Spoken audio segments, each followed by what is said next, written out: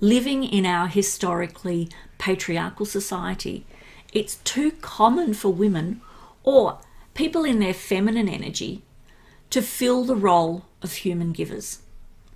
We are conditioned to believe we're here in service to the human beings, to support them to express their humanity and reach their full potential and fulfillment. And the way we do that is by constantly trying to stay quiet, small, attractive, and dismissing our own needs and desires as selfish or inconsequential. It is so important we recognize that our stressors are perpetual and the resulting stress will be ongoing. This tunnel is long and we can't afford to get stuck in it. So until you can break free from that giver being scenario, and BT Dubs, I would love to help you with that, it's critical to learn how to complete your stress cycle appropriately, not to ignore it and thereby magnify the internalized stress.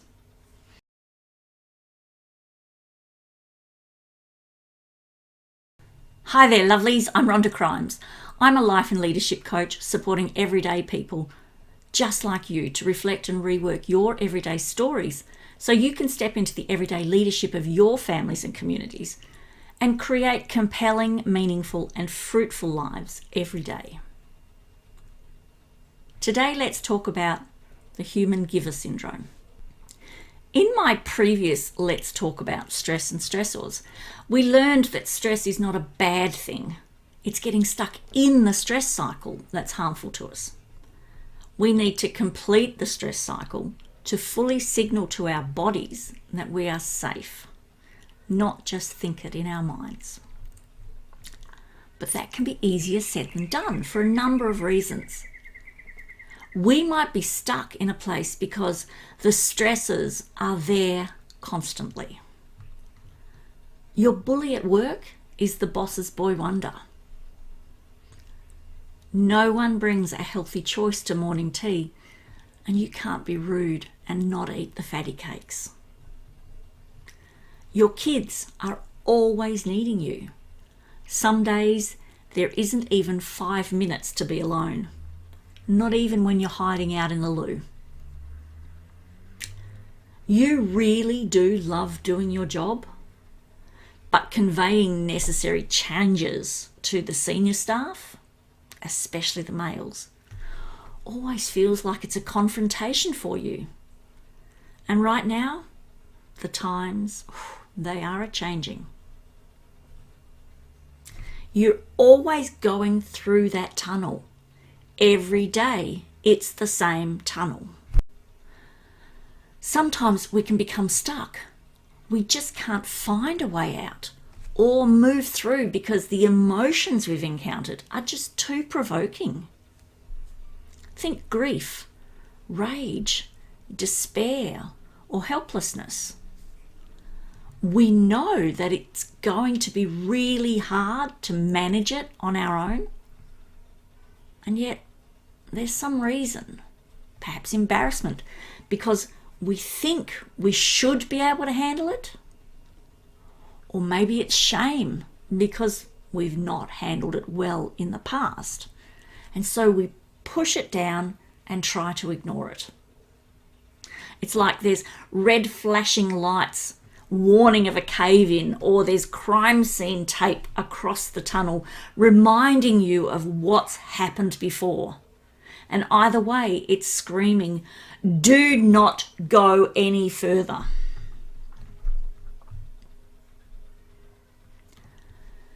We might not be able to move through because somehow we're trapped by a deep-seated belief that this is what we must do.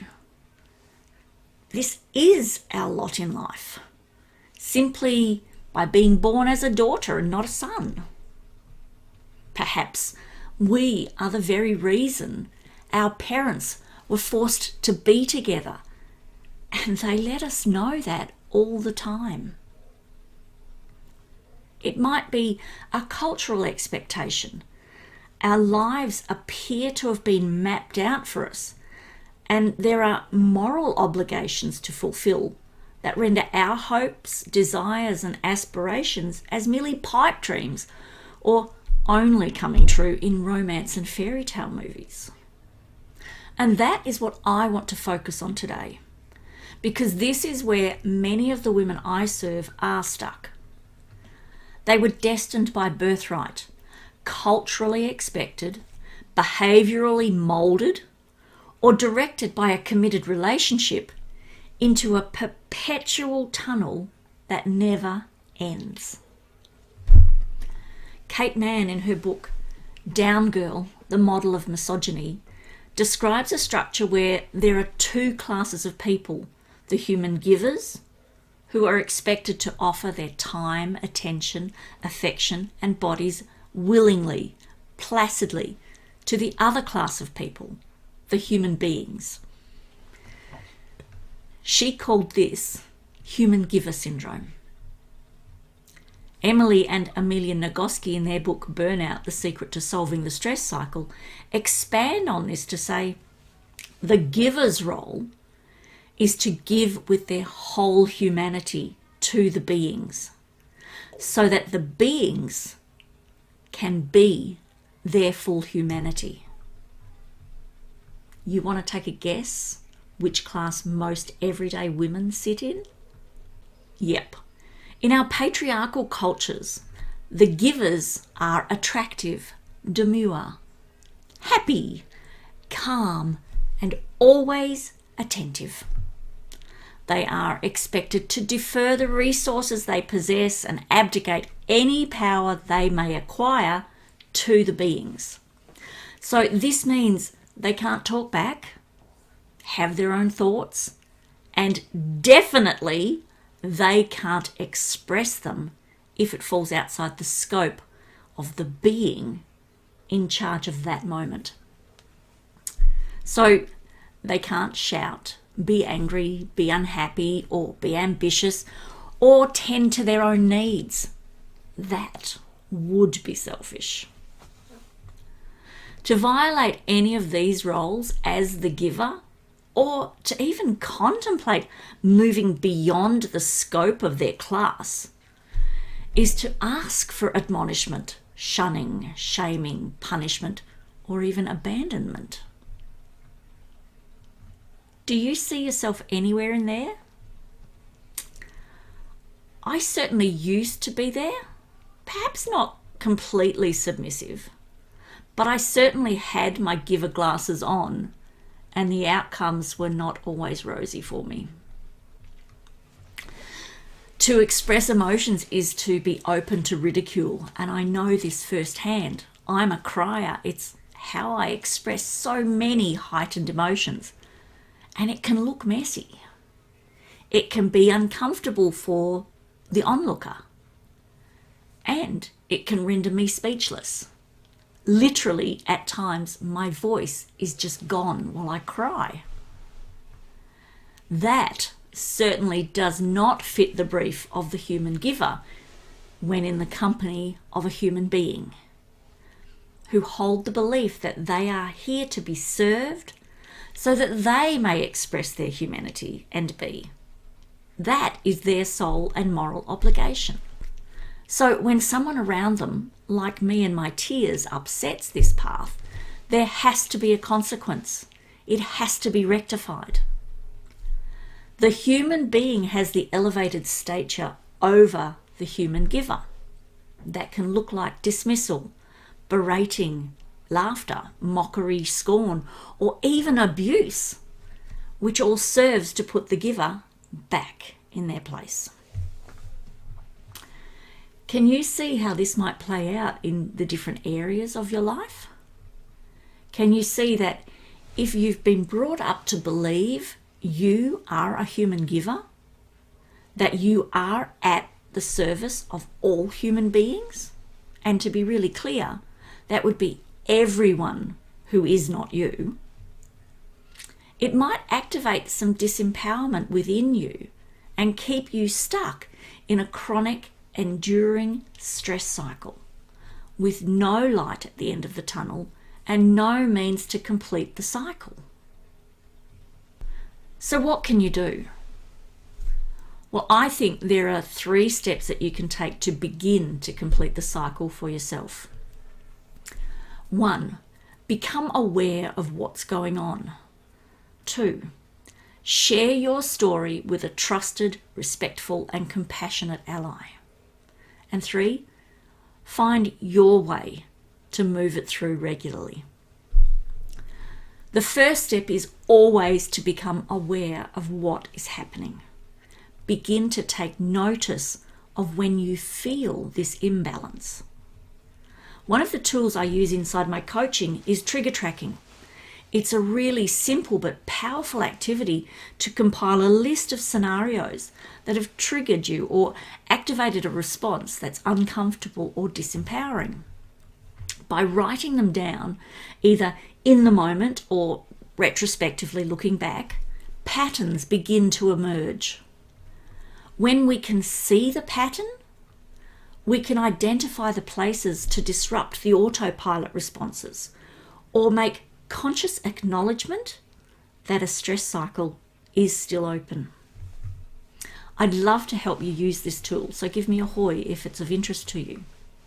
In fact, I did a Facebook Live on trigger tracking. I'll share the link in the post so you can check it out. The second step, I believe, is to share your story, but not with just anyone. It has to be with someone who is a trusted ally, someone who will respond with empathy and compassion. All too often, we spill our story onto someone who will only feel sorry for us or confirm our fears.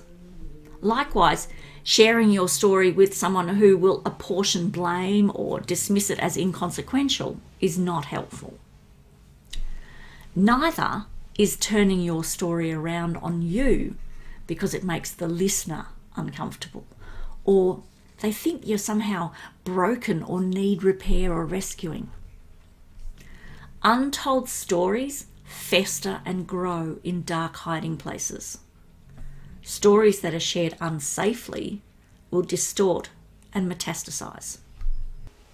Brené Brown tells us to seek out someone who has earned the right to hear your story, without judgment or censor. Again, I have a Let's Talk About episode in my library, Shining the Light on Shame, which discusses what to look for, or rather, who to avoid in sharing your story.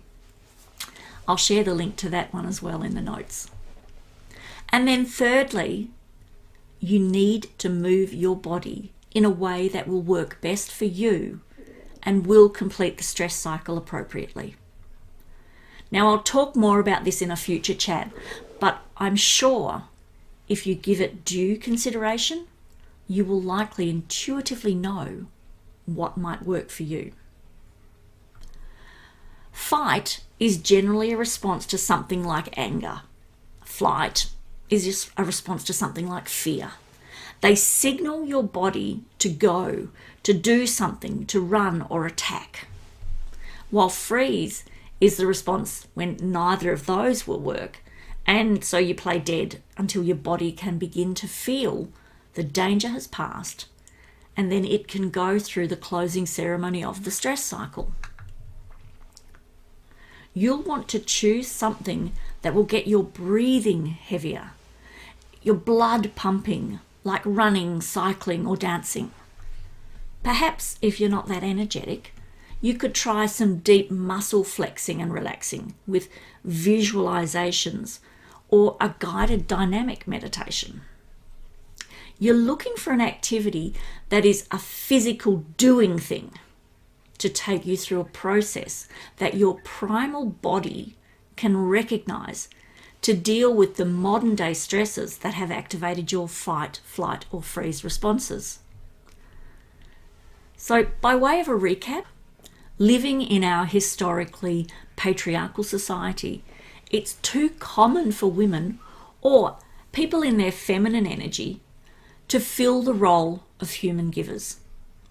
We are conditioned to believe we're here in service to the human beings, to support them to express their humanity and reach their full potential and fulfillment. And the way we do that is by constantly trying to stay quiet, small, attractive, and dismissing our own needs and desires as selfish or inconsequential.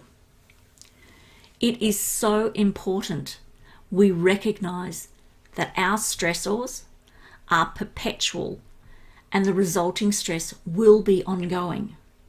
This tunnel is long and we can't afford to get stuck in it. So until you can break free from that giver being scenario, and BT Dubs, I would love to help you with that, it's critical to learn how to complete your stress cycle appropriately, not to ignore it and thereby magnify the internalized stress. So again, begin to become aware of what's going on. Share your story with a trusted, respectful, and compassionate ally. Find your way to move through it regularly. Well, my lovely, if through this message you see that your now is not the picture you've painted for yourself, and you'd like any help on this discovery path, or maybe something completely different that you intuitively know or feel isn't letting your true colours shine through, then please do get in touch with me. You can do it really easily by leaving a comment, sending me a private message, dropping me an email, or popping over to my Calendly online diary using the link I've provided, and we can set up an obligation-free curiosity call just to have a chat and see if we're a good fit for each other. Much love until next time.